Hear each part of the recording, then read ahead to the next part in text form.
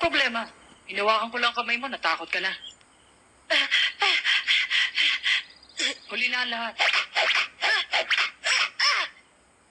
Napag-aralan niya kagad kung anong gagawin ko. Patawad, Hisoka. Kailangan nang tapusin ang kurso lalong madali.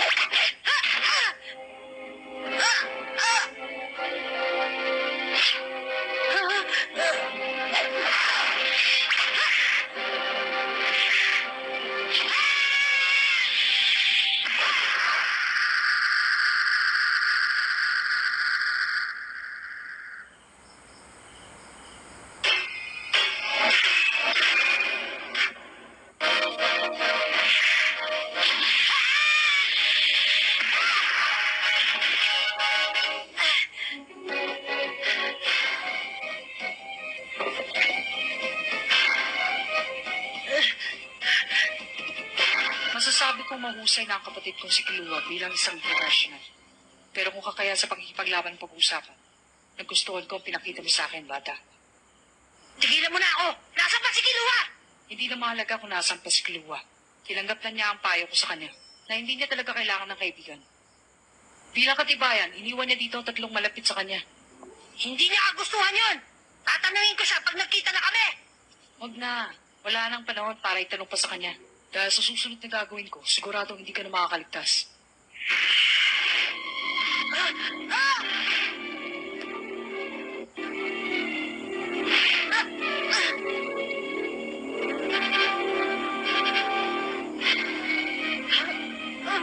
Hindi ako makagalaw!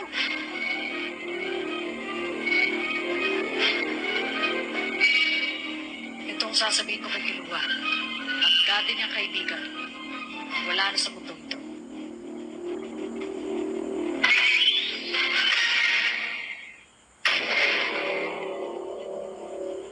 Ay, nako. Wala talaga siyang tiwala sa akin. Sandali!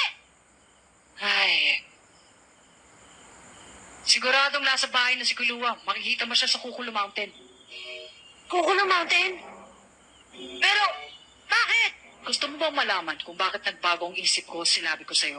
Meron akong 3 dahilan. Una sa lahat, ang bahay ng pamilya ng Zoldyck kaya alam ng lahat ng tao sa bayan yun. Wala kaming tinatawag ng sikreto. Ang pangalawa, kahit sabihin ko pa sa'yo, siguradong hindi ka makakarating doon kaya wala talaga kaming problema. At ang pangatlo, ang mga taong nanonood sa atin ay nakakaramdam ng takot. Kaya mas mabuti pa sigurong itigil na lang natin to, hindi ba? At isa pa, sawa na rin ako sa mga taong walang tigil na humahabol sa akin. Kaya mula ngayon, maaari mo nang gawin ang lahat ng gusto mo. Malalaman mo kung nandun ka na.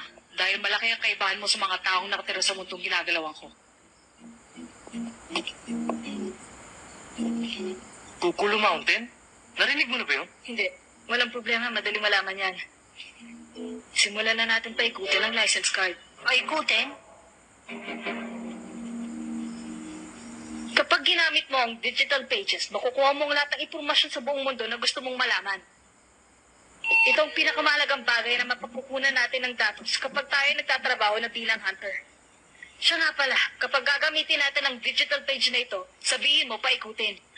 Hindi ko alam yun ah. Hindi ba pinanggit yung kanina sa lecture? Hindi ka kasi nakikinig eh. Ang Kukulo Mountain, isang bundok na nasa isa ng Padokya. Padokya? Nandito. Tama tayo. Ang bansang ito ay tumatanggap ng turista. Mga 3 araw kapag sumakay tayo sa eroplano. 3 araw? Sigurado ka bang tutuloy ka? Kung sakaling mailalayo ko sa kanilang pamilya si Killua, sa palagay ko ito na ang aking tsansa para gawin yun. Habang hindi pa buong pagkatao niya bilang tagapaslang.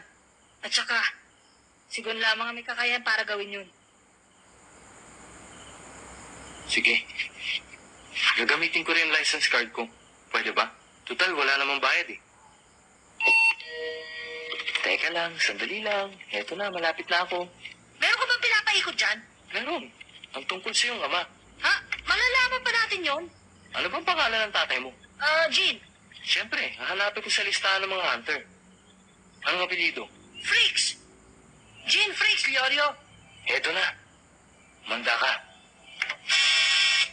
Hindi pwede. Ano? Bakit hindi pwede? Ha? Isa siya sa mga sikretong tao na nakalista dyan. Ang ang pagbukas ng kanyang datos ay mahigpit na ipinagbabawal ng Hunter Association. Nakarehistro siya sa mga itinatago ng digital network. Kung nililihim ng association ang lahat ng impormasyon tungkol sa kanya, ang kanyang kapangyarihan ay pwedeng itulad sa presidente. Malaki ng kanyang pag-aari. Gon, makakagulat naman ang iyong ama. Higit pa siya sa ating inaasahan.